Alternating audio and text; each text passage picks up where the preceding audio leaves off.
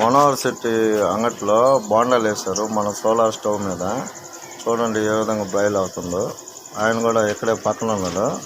ఒకసారి చూడండి బోండాలు ఏ విధంగా ఫైర్ అవుతున్నాయో, ఏ విధంగా కాలుతున్నాయో ఒకసారి చెక్ చేసుకోండి. ఎంత నీట్గా వస్తుందో. గ్యాస్ 5 నిమిషాల్లో అయితే ఇది 2 నిమిషాల్లోనే బాయిల్ అయిపోతుంది.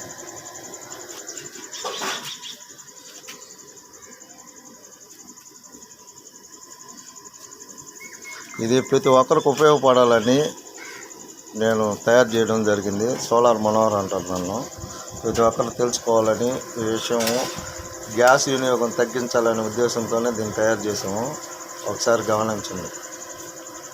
చూడండి బాయిల్ ఏ విధంగా బోండాలు వేసాడు ఆయన మనోహర్ శెట్టి గారు.